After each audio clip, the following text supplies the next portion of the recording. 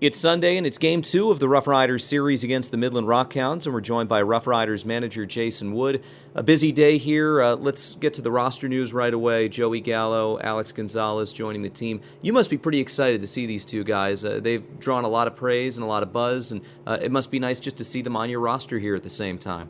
Absolutely. I think that this day has finally come. We've all been talking about it and wondering and when it was going to happen, and it looks like it's happening today. And Joey will arrive this afternoon, as well as Alex Gonzalez, and we'll see how it goes. And we're waiting to have this big bat in the lineup, and looking for some pretty good production out of Joey. He's done a great job in Myrtle Beach, and I hope he comes here with the same attitude and doesn't change, and just gets ready to play. And he'll be a staple at third base for us.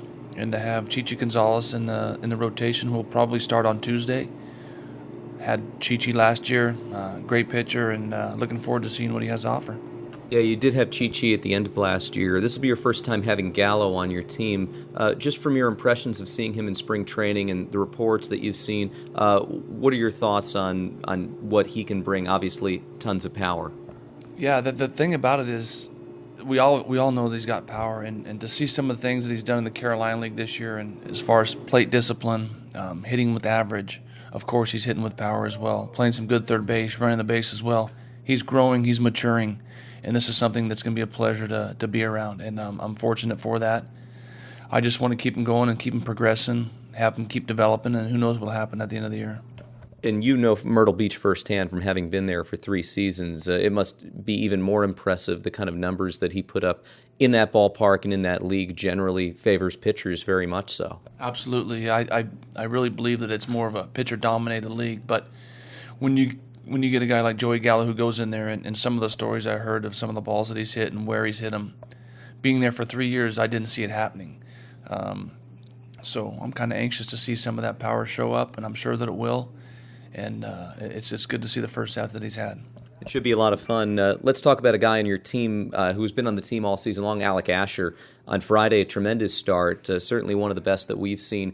Do you put that start that he had up there with any by one of your pitchers this season? That's the Alec that I saw at the end of last year in the Carolina League on a routine basis, basically, in a sense. So it wasn't shocking for me. I was waiting for it to finally show up, and it did. And I hope it would just keep going from there. He was great, had command of all his pitches, threw his off-speed stuff early in the count, and stayed behind the baseball real well. So it's there. It was nice to see it. I look for good things out of Alec, like I said at the beginning of the year, and I hope that this just sort of rolls along from what he did the other day.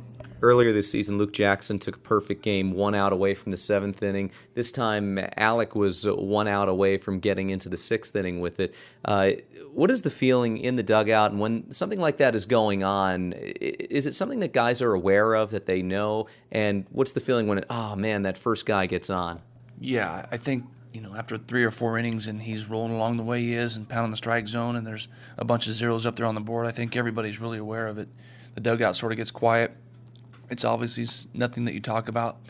I think for myself and Jeff, is when that was going on, we're just kind of staring at that pitch count, and it's pretty low. So we know that we can run him as long as we possibly can, and you in your mind you hope that it goes. And as a manager, a standpoint, you want to keep tacking on runs and keep adding on. And so, but no, it was nice to see last 2 nights ago, and he flirted with it. We all know that, and the 2 plays that got away when he threw were questionable in a sense. I think G-Rod, I always see him make that play. I don't know if that ball was knuckling to him or what, but so be it. It was a hit. And then I think Grayson was upset with himself that he didn't get a great jump on Fuentes' ball in center field, but that ball was struck pretty well. So all in all, it was a great victory and a great job by Alex.